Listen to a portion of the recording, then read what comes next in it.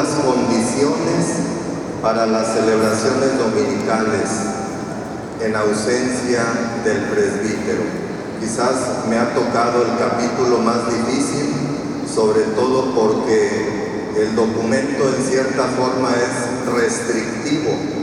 No es tan fácil sencillamente decir háganse celebraciones donde quieran. Vamos a tratar de comenzar esta exposición teniendo en cuenta dos preguntas fundamentales.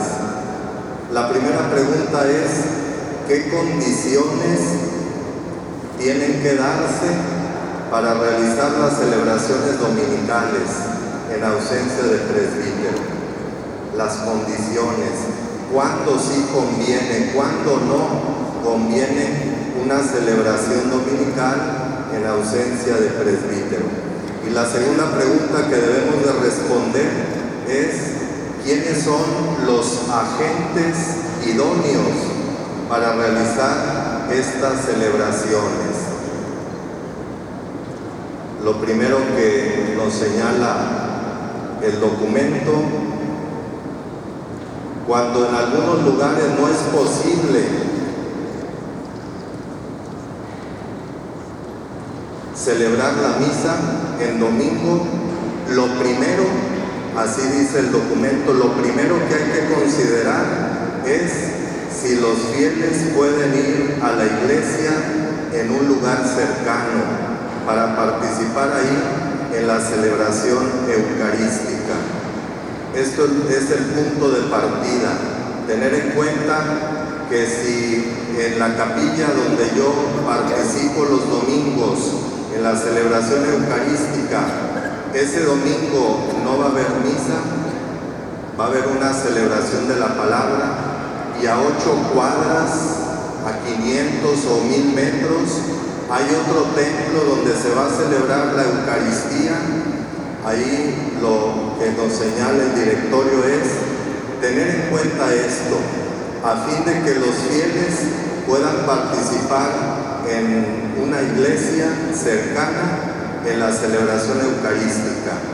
De todas maneras, es muy importante que los sacerdotes instruyan a sus feligreses acerca de lo que es la celebración dominical, lo que es la celebración de la Eucaristía y lo que es una celebración de la palabra.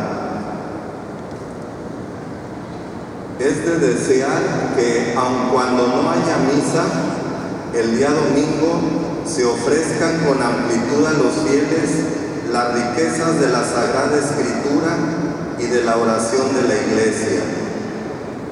La riqueza de la Sagrada Escritura y la oración de la Iglesia. Sabemos que tenemos a nuestro alcance las lecturas bíblicas de todo el año, de todas las misas dominicales, y también las oraciones de cada celebración eucarística. El directorio nos invita a aprovechar las riquezas de la Sagrada Escritura y de las oraciones, sobre todo de los diversos tiempos litúrgicos. Entre las varias formas que se encuentran en la tradición litúrgica, cuando no es posible la celebración de la misa, es muy recomendada la celebración de la palabra de Dios. Aquí está la primera opción que ya Monseñor Calderón nos explicó ampliamente. No se puede celebrar la Eucaristía en este templo, en esta capilla. La primera gran opción sería una celebración de la palabra, seguida de la comunión eucarística. Y ahí tenemos, podemos decirlo de esta manera, las dos mesas: la mesa de la palabra de Dios, el ambón de donde son proclamadas los textos de la Escritura, y la mesa del altar, donde se colocará el copón con las hostias consagradas para la distribución de la Sagrada Comunión. En algunas circunstancias se puede unir oportunamente la celebración del Día del Señor con la celebración de algunos sacramentos. Pienso, por ejemplo, el sacramento del bautismo. Es necesario que los fieles comprendan con claridad que tales celebraciones de la palabra, tienen carácter supletivo y no pueden considerarse como la mejor opción o la mejor solución de las dificultades nuevas o una concesión hecha a la comodidad. Nunca podrán realizarse el domingo en aquellos lugares en los que ya ha sido celebrada la misa o va a celebrarse o ya fue celebrada la tarde del día precedente. Creo que estas expresiones del directorio nos ayudan a ubicarnos perfectamente. No se trata de multiplicar por doquier las celebraciones de la palabra. Ciertamente deben de darse algunas condiciones. El documento en este número es restrictivo. Si en un templo se va a celebrar una Eucaristía y si por la tarde hubiera otra Santa Misa que se va a cancelar por algún motivo, los feligreses debieran de saber esto para que participen por la mañana en la celebración de la Eucaristía. Vuelvo a repetir, nunca podrá realizarse el domingo en aquellos lugares en los que ya ha sido celebrada la misa o va a celebrarse. Evítese con cuidado, dice el número 22 de este directorio, toda confusión entre las reuniones de este tipo y la celebración eucarística.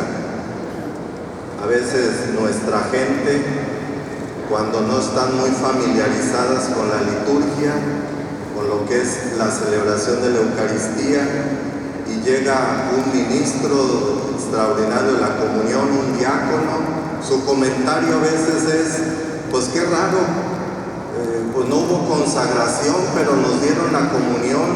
Estuvo muy curiosa la misa, porque con frecuencia hay confusión en lo que es una celebración de la palabra y lo que es la celebración eucarística.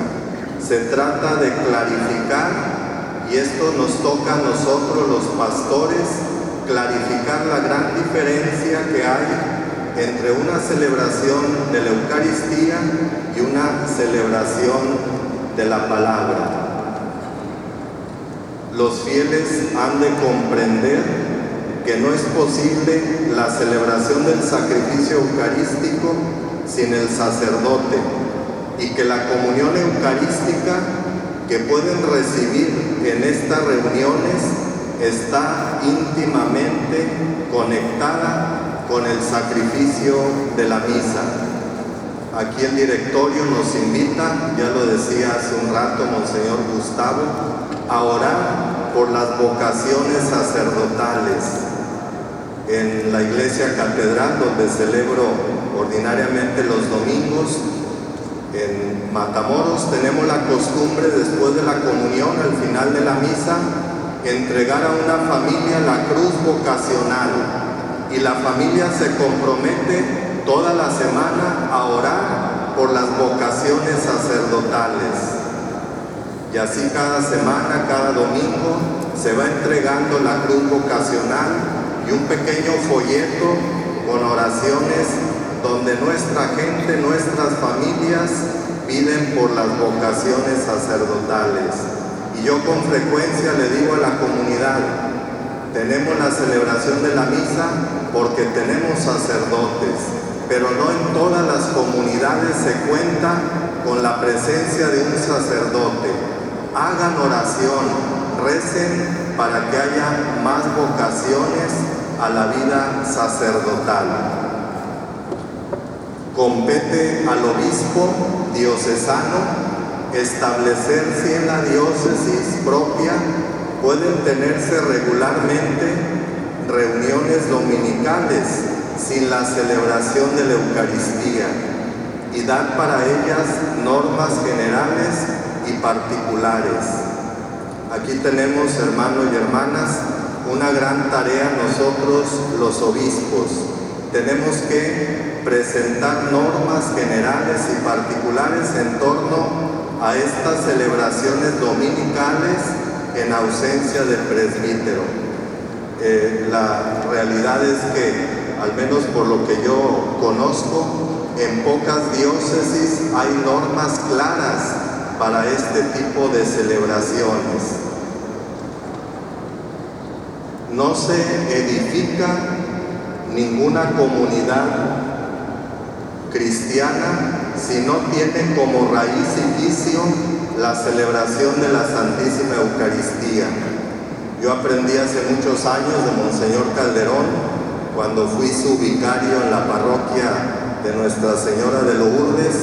Él nos decía a los feligreses y a los padres vicarios que la celebración de la Eucaristía dominical era sumamente importante y era de la misa del domingo donde se iba construyendo la comunidad, y a partir de la Eucaristía dominical se iban dando diversos ministerios, diversos servicios de la misma organización de la parroquia.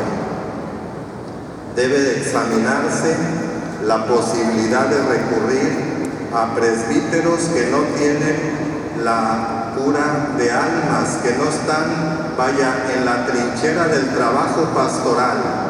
Invitarlos para que ellos también participen en las celebraciones eucarísticas del domingo. El obispo, personalmente o mediante otras personas, debe de instruir con oportunas catequesis a la comunidad diocesana sobre las causas que determinan esta disposición, subrayando su importancia y exhortando a la corresponsabilidad y a la cooperación. Debe estar al pendiente el obispo diocesano de que estas celebraciones en ausencia de presbítero sean hechas correctamente. Siempre tendrá cuidado, además, de que los fieles puedan participar en la celebración eucarística varias veces al año. Y aquí vienen algunas obligaciones o deberes de los párrocos. Es deber del párroco informar al obispo sobre la oportunidad de hacer estas celebraciones, preparar a los fieles para ello, visitarlos entre semana y celebrar para ellos oportunamente los sacramentos, de manera particular el sacramento de la penitencia. Es muy interesante el final de este número 27. Quiero leerlo para que ubiquemos estas expresiones que nos ayudan a entender el sentido que tiene una celebración dominical en ausencia del presbítero. La comunidad que se encuentra en esta situación podrá experimentar realmente de qué manera el domingo se reúne, no sin presbítero, sino solamente en su ausencia, más aún en su expectación. Cuando no sea posible la celebración de la misa, el párroco cuidará de que pueda ser distribuida la Sagrada Comunión. Pero el párroco debe estar atento en esas comunidades, quizás alejadas de la sede parroquial, del templo parroquial, para que periódicamente se celebre ahí también la Eucaristía. Las hostias consagradas deben ser renovadas frecuentemente y deben de ser conservadas en lugar seguro. Otro de los agentes de pastoral que pueden presidir estas celebraciones en ausencia del presbítero son nuestros hermanos diáconos, como primeros colaboradores de los sacerdotes.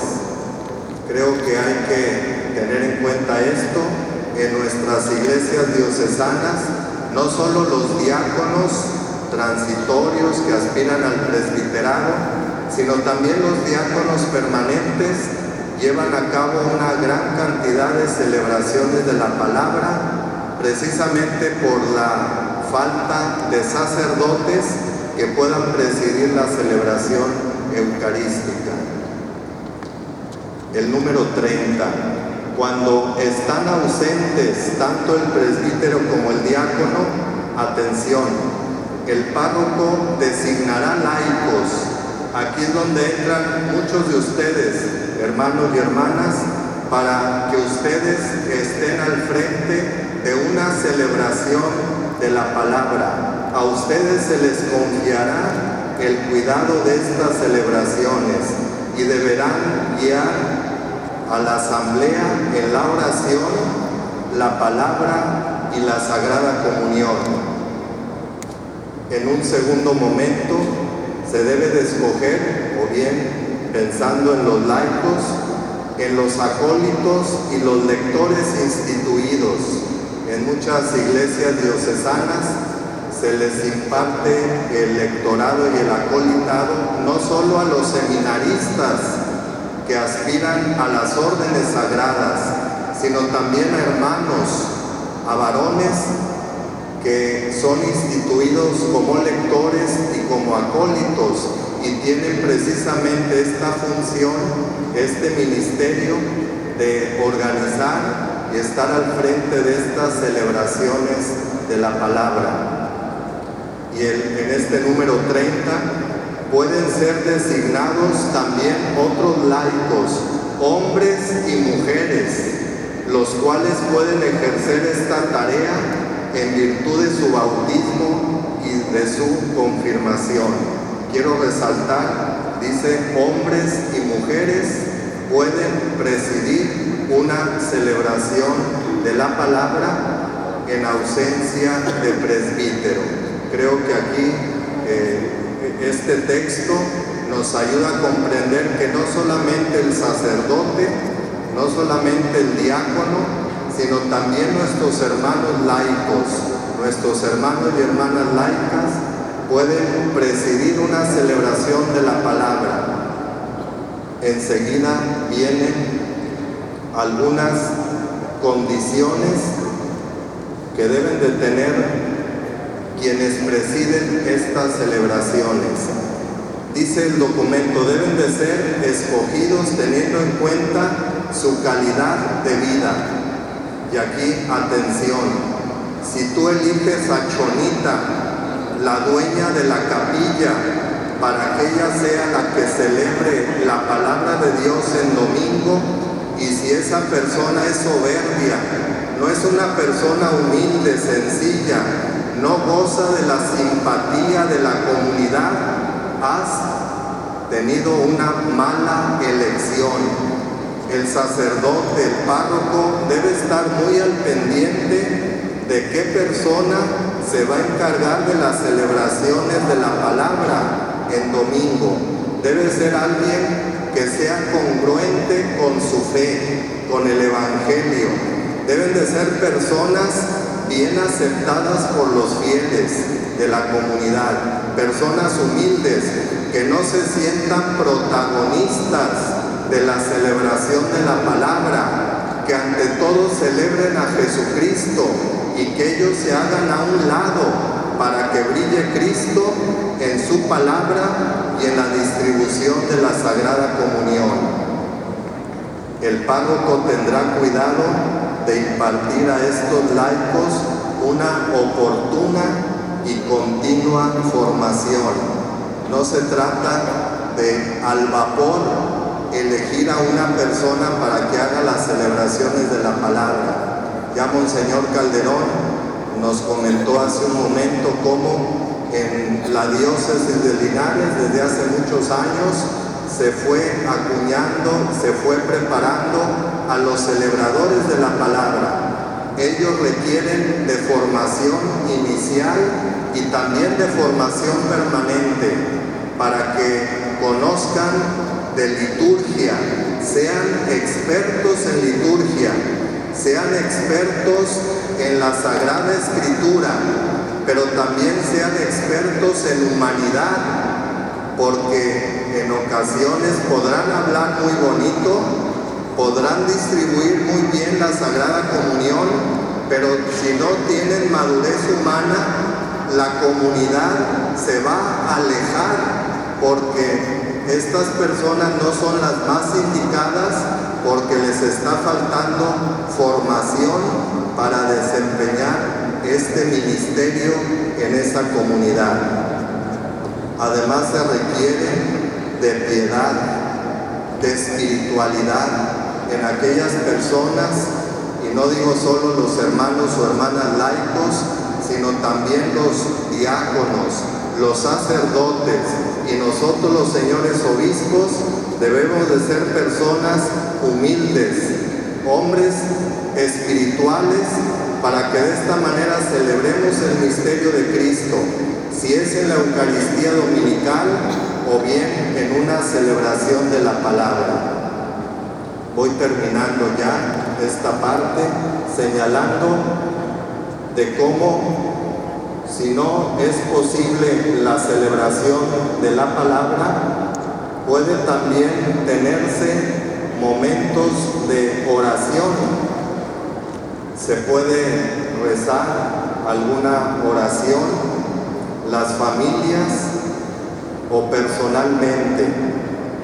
Aquí el documento, en el número 32, disculpen, ya no aparece en la pantalla, me adelanté un poco, se mencionan las transmisiones radiotelevisivas de las sagradas celebraciones. Creo que también deben de valorarse como una opción para tenerlas en cuenta. O bien el rezo de la liturgia de las horas, el rezo de laudes, o bien el rezo de las vísperas, con la posibilidad de tener las lecturas de la palabra de Dios y la distribución de la Sagrada Comunión.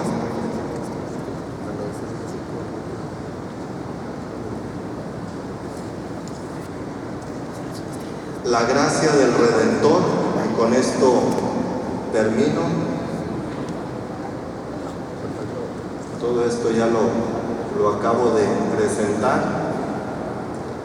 La gracia del Redentor de alguna manera no falta a cada uno de los fieles o a las comunidades enteras. Animados interiormente por el deseo del sacramento y unidos por medio de la oración con toda la Iglesia, invocan al Señor. Entran en comunión con la Iglesia, cuerpo vivo de Cristo, y con el Señor mismo, y por tanto reciben también el fruto del sacramento. Con esto termino. Muchas gracias.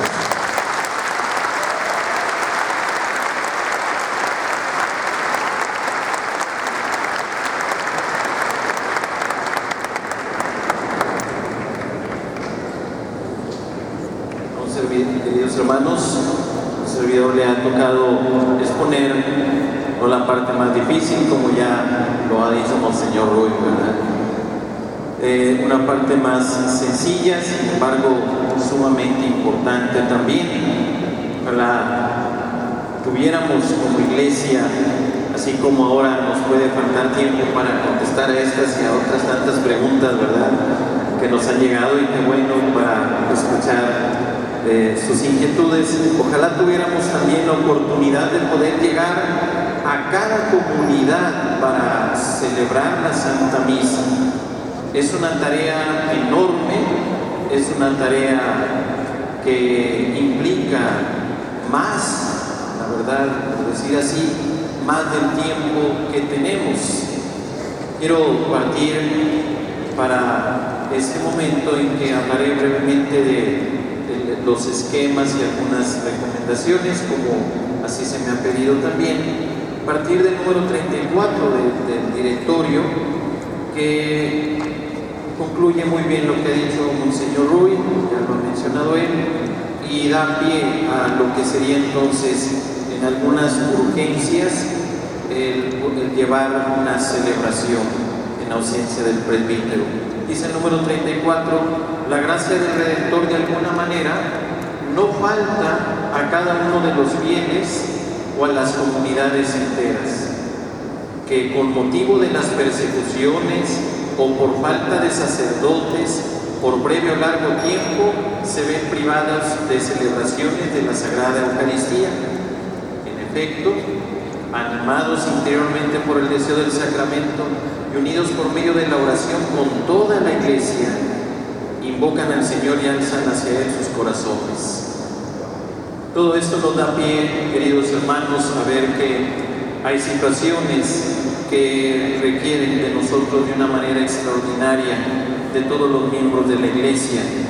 Y aquí podemos hacer mención del sacerdocio de todos nosotros fieles y del sacerdocio ministerial, la tarea que cada uno de nosotros por esta consagración bautismal tenemos y podemos llevar adelante. Fue para mí muy impresionante el domingo pasado cuando celebramos la jornada de los migrantes, ahora que estoy en Nuevo Laredo, y que hicimos una misa a la orilla del río Bravo con muchas personas de parroquias, de la vida consagrada, con la Casa del Migrante, con muchos de ellos también. Y fue muy impresionante ver que uno de ellos traía una hoja dominical del sur de México. Tenía poco más de 2 meses y medio de estar viajando de su natal Honduras hasta llegar ahora a Nuevo Laredo. Y en el trayecto él, como una persona muy religiosa, pues le contaba a uno de los asistentes la situación de que pues donde tenía oportunidad asistía a la misa, a veces medio a escondidas, y a veces era domingo y no le tocaba poder vivir este momento, y esa hojita dominical que consiguió en una de tantos lugares, pues era la que él rezaba y junto con otros lo hacía. Cuántas situaciones así extraordinarias que nos ponen a pensar en la fe de la Iglesia, en la acción del Espíritu Santo en tantas personas, y cómo pues ir poder llevando también un orden hasta donde nos sea posible. Yo creo que muchos de nosotros nos tocó también en algún momento inicial, ya sea de seminaristas u otra situación, nos tocó celebrar por primera vez una celebración así.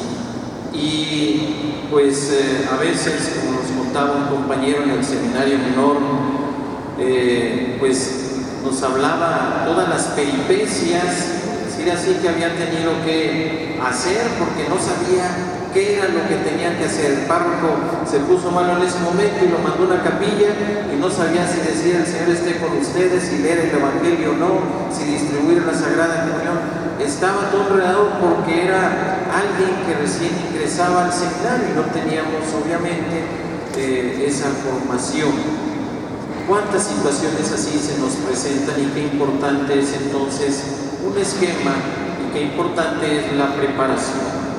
Aquí voy a presentar en estas filminas pues lo que serían los números 35 al 50 del directorio, donde se nos habla de propiamente ya el esquema de la celebración. Consideradas todas estas situaciones que se han mencionado, se dice: en estas situaciones hay que ver que la celebración consta de 2 partes: la celebración de la palabra y la distribución de la Sagrada Comunión. Y esto ya nos habla de algo muy esencial para la vida de nosotros: el alimento de la palabra, el alimento de la Eucaristía.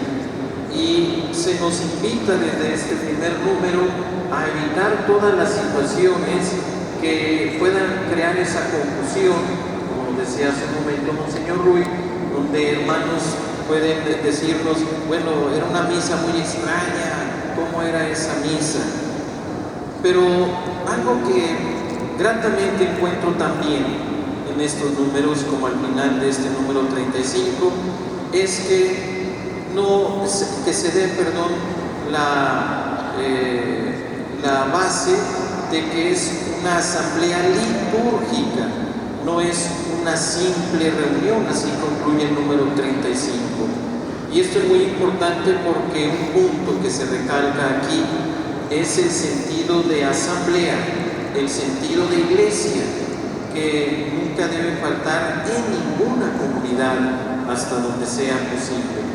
De modo que las personas que asisten a una celebración en ausencia del presbítero, a estas reuniones dominicales, pues, o en otras festividades, pues se le debe preparar y se debe ayudar a que exprese correctamente todo el misterio que encierra esa reunión dominical, esa asamblea. Por eso se habla en los siguientes números, un poco más rápido, de lo que es en el número 37, de lo que es la formación que da el párroco. Entre algunas preguntas que alcancé a leer aquí, se habla de quién debe dar esa preparación. Pues el párroco es, en primer lugar, quien debe llevar, o a quien él asigne, asegurando una buena preparación, quien debe llevar la preparación de los ministros para estas reuniones dominicales en ausencia del presbítero. Y se puede hacer incluso adaptaciones teniendo en cuenta el número de participantes y la capacidad de los animadores, el tipo de instrumentos, incluso habla que se dispone para la música, para el canto. ¿Cuántas situaciones pues deben considerarse a la hora de una reunión dominical o celebración en ausencia del presbítero? Habla incluso de la situación en el número 38 del diácono. El diácono que preside la celebración debe actuar conforme a su propio ministerio, en los saludos, en las oraciones, en la lectura del Evangelio, en la homilía, en la distribución de la Sagrada Comunión, en la despedida de los participantes. Usa incluso las vestimentas litúrgicas propias, es decir, el alba y la estola, y si es oportuno, la dalmática. Él puede usar, se aclara ya desde el número 38, la sede presidencial por su participar ya del orden sacerdotal en el grado que le corresponde. El laico que dirige la reunión se comporta, dice así el documento, como alguien entre iguales, tal como se hace en la liturgia de las horas, por ejemplo, cuando no preside un ministro ordenado, y en las bendiciones cuando el ministro es laico. Por ejemplo, el Señor, en vez de dar una bendición, dice: el Señor nos bendiga, nos guarde de todo mal, nos lleve a la vida eterna, o bendigamos al Señor, demos gracias al Señor. No debe usar las palabras propias del presbítero o diácono, y no debe ser aquellos ritos, obviamente, que de un modo directo se relacionan con la misa. Por ejemplo, los saludos, el Señor esté con ustedes, o la fórmula de despedida que harían aparecer al laico que dirige como un ministro sagrado. La vestidura, por lo tanto, no debe decir su ministerio. La vestidura debe ser digna de lo que él en ese momento está llevando, está realizando, enviado por el párroco con todos los permisos que debe haber, y él mismo debe entonces también respetar todos los detalles del esquema, que en un momento más voy a decir los elementos que contiene. El altar, que es la mesa del sacrificio y del banquete pascual, debe ser usado solamente para colocar en él el pan consagrado antes de la distribución de la Eucaristía. Al preparar la celebración, tenga cuidado de una conveniente distribución del pan, por ejemplo, para las lecturas, los cantos, la disposición, limpieza, etcétera, adornos del lugar.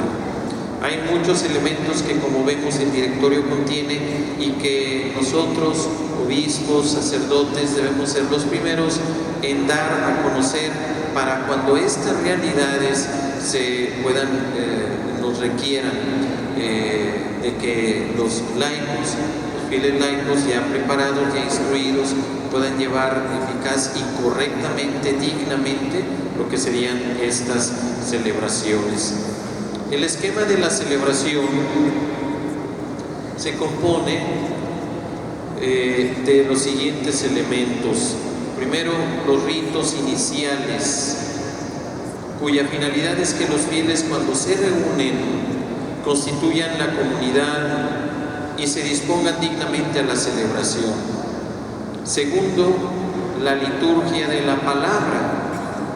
Ritos iniciales, liturgia de la palabra, en la que Dios mismo habla a su pueblo para manifestarle el misterio de redención y de salvación. El pueblo responde mediante la profesión de fe y la oración universal. El esquema pues que se debe manejar en cuanto a la liturgia de la palabra, como vemos, está ordenado de esta manera, y con las limitaciones que tiene por ser una celebración, una asamblea litúrgica, no una Eucaristía, pues se contiene. Luego hay un elemento que es la acción de gracias, con lo cual Dios es bendecido por su inmensa gloria. Aquí en el mismo ritual pues se proponen varias oraciones, varios elementos, algunos salmos, el Magnificat mismo, el Salmo 99, el 134, o algunas oraciones litánicas como forma de ir haciendo participar a todos. El que va llevando la celebración es quien va diciendo la oración del presidente, por decir así, y los demás, todo el pueblo, va respondiendo alguna frase que alaba, bendice o pide al Señor. Esta acción de gracias puede ser antes de la Sagrada Comunión o puede ser posterior.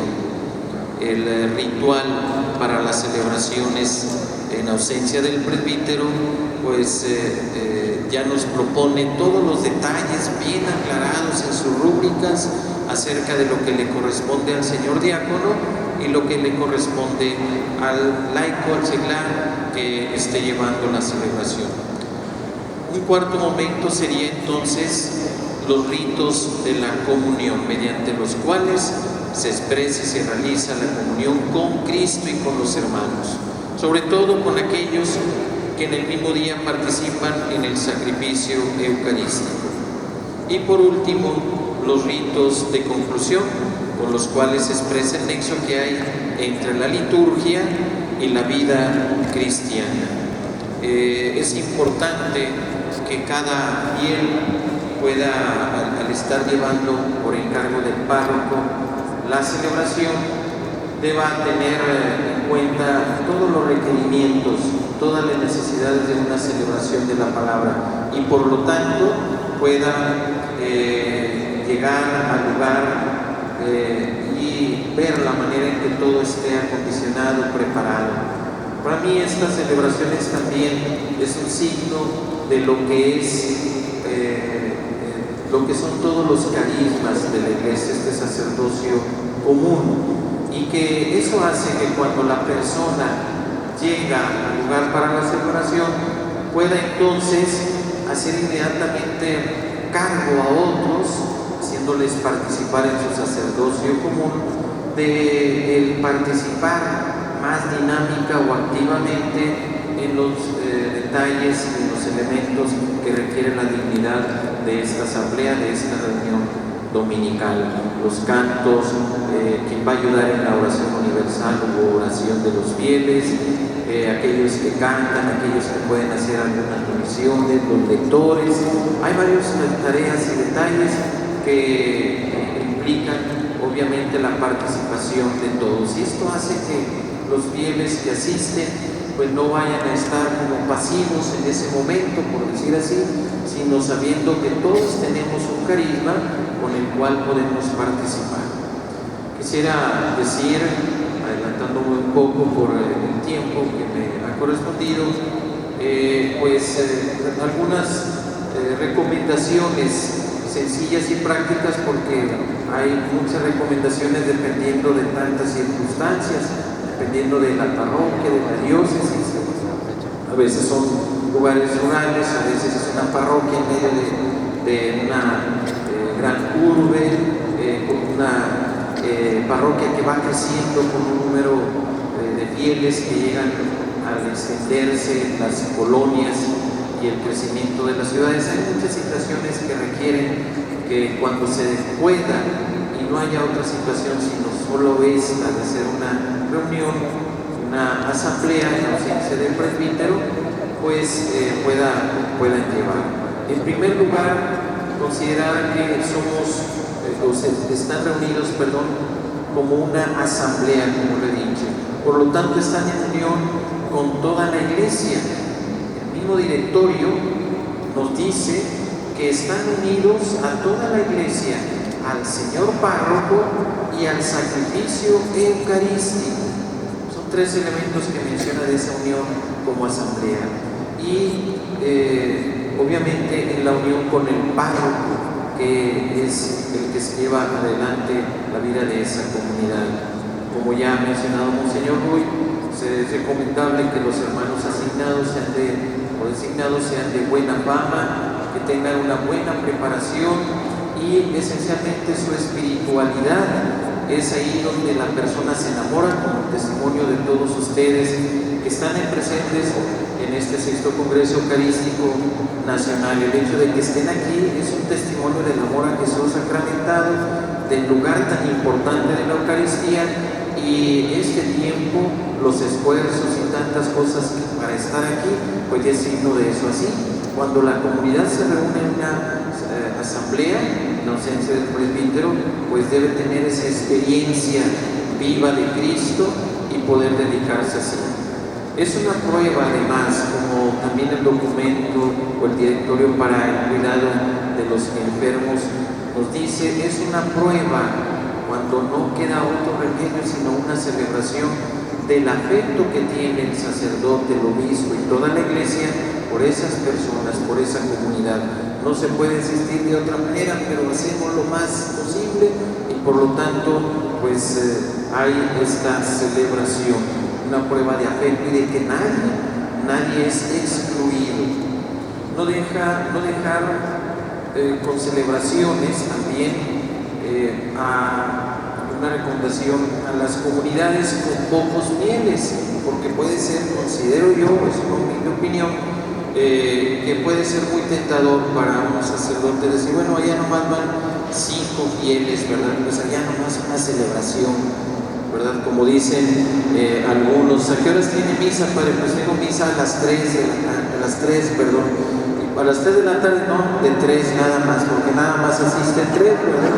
Pues no se puede excluir, por más bajo que sea el número, a nadie en la iglesia. Se debe hacer ese esfuerzo. Claro que aquí hay, como ya se ha mencionado en el principio, una implicación vocacional.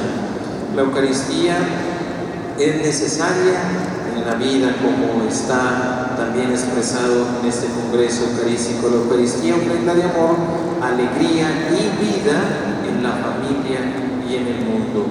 Las expresiones de amor, respeto, gloria a Jesús sacramentado, la palabra misma, la dignidad de quien está ahí, que es Jesús sacramentado, pues requieren entonces la dignidad de todas las circunstancias para que pueda la celebración expresar la dignidad que tiene la gloria de Dios y el pueblo de Dios reunido. La organización y distribución de todo lo que requiere la celebración hará ver que se tiene a cada área, a cada momento y a cada persona en un lugar muy importante. Por eso, pues viendo estas circunstancias que como iglesia muchas veces tenemos, por diversas razones, el director nos presenta este esquema.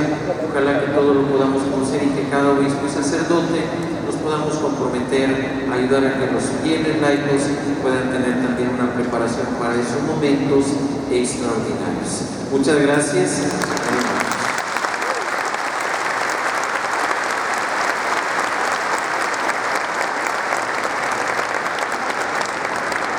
Quiero comentarles que cuando vayamos a comer, Ya en el comedor hagan un papelito en donde van a poner su intención que se va a ofrecer al Santísimo Sacramento en la procesión de la tarde. Anoten su intención cuando regresen aquí a las 3 de la tarde. Ahí se va a recoger esa intención, sobre todo aquello que sea más profundo, la necesidad más sentida. Recordemos que para Dios nada es imposible. También durante el horario de la comida va a haber confesiones para los que se quieran confesar. Me acaban de informar de parte del comité organizador, nos colgamos en tiempo, ya rebasa, ya estamos cerca de las 2 de la tarde y hay que regresar a las 3. Tenemos todas estas preguntas. Señores obispos, lamentablemente no va a haber oportunidad para contestarlas públicamente, pero en la página de internet del Congreso Eucarístico Nacional vamos a tomar todo lo que son estas preguntas y las van a contestar el comité organizador para que todos tengan respuesta a estas preguntas. Así es que lamentablemente no será de manera pública, pero será de manera electrónica.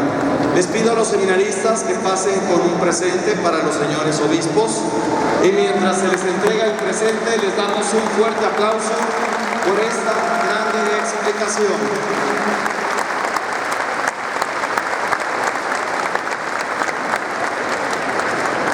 Se recogerán todas las preguntas, son las 2 de la tarde, nos vemos puntualmente aquí a las 3 de la tarde. Al entrar por estas puertas hay que ir con cuidado para evitar conglomeramiento. Que nos juntemos todos, hombre.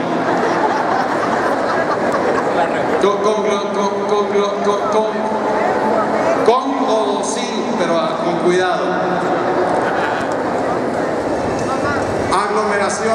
Aglomeración, muy bien, muchas gracias. Con cuidado y esperemos que a las 3 de la tarde nos traiga sus intenciones que vamos a poner delante de Jesucristo sacramentado.